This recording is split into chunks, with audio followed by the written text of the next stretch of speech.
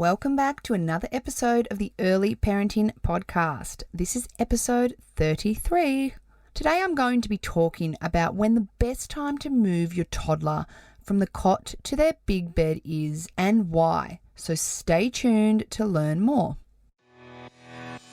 Welcome to the Early Parenting Podcast, where we help you navigate the somewhat tricky world of parenthood so you can love the crap out of being a mama. I'm your host, Jen Butler, and I'm an early parenting consultant and a mama of two busy boys. Join me as I explore all things early parenting and deliver them to you in toddler-friendly, bite-sized lessons. Because let's be honest, your toddler is probably smothering pseudo-cream on the wall as we speak. I'll be dropping my hottest tips on baby and toddler sleep, feeding, boobs, behaviour, and so much more. Are you ready to feel confident in motherhood? Let's dive in.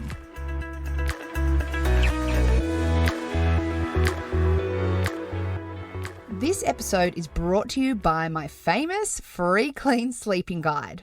This guide has helped countless families in getting the foundations of baby and toddler sleep in place so you can help your babe get the sleep they need to thrive. You can download this guide for free from my website www.jenniferbutler.com.au/clean-sleeping-guide.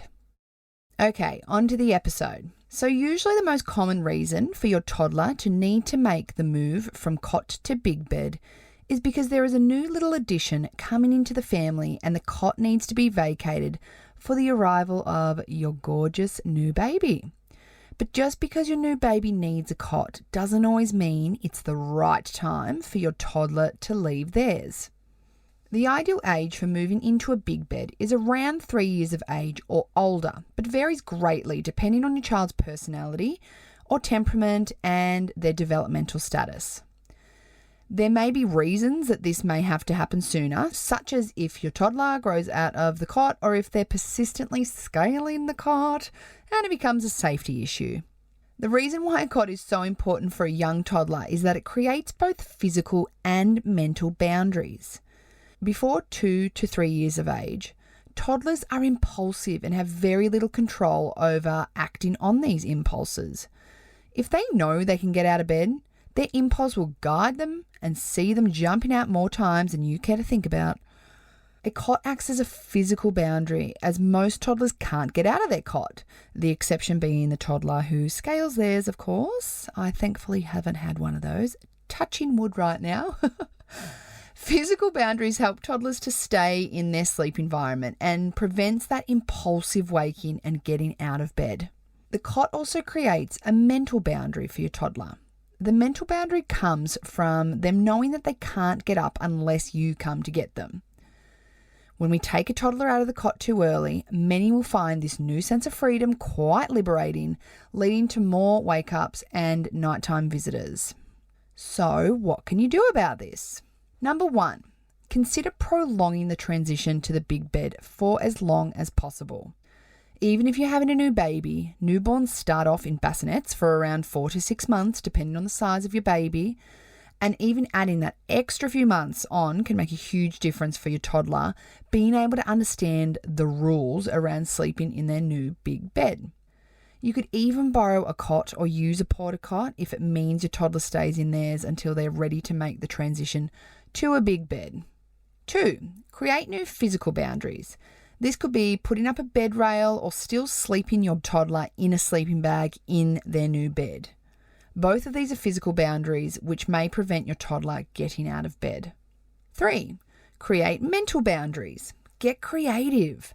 Tell your toddler that only mummy and daddy can get them out of bed before the sun comes up.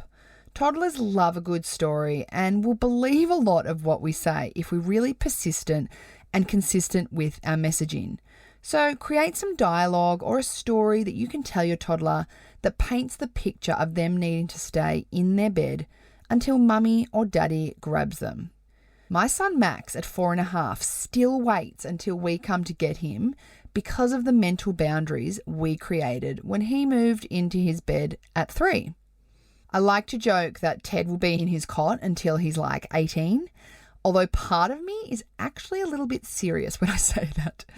We moved Max into his bed when he was 3. Ted had arrived when Max was 2 years old, so we bought a second-hand cot and a new mattress for the 9 months where both boys were in the cot.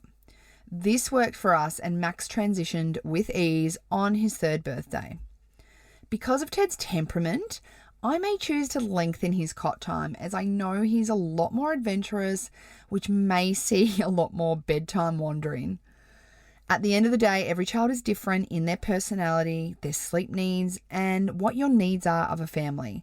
And all of this will affect when the best time is, I say in inverted commas, is to transition into a bed.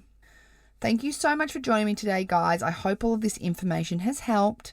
I'll join you here next week for a brand new episode, so I'll chat to you then. Bye for now. Thanks for listening to the episode, Mama. I hope you enjoyed it.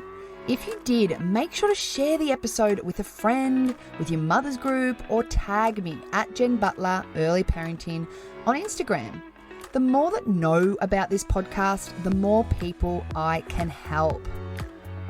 If you're looking for support that is personalised for your babe and tailored to your family's needs, then make sure to head on over to my website, www.jenniferbutler.com.au, and check out how we can work together so you can move through motherhood with confidence.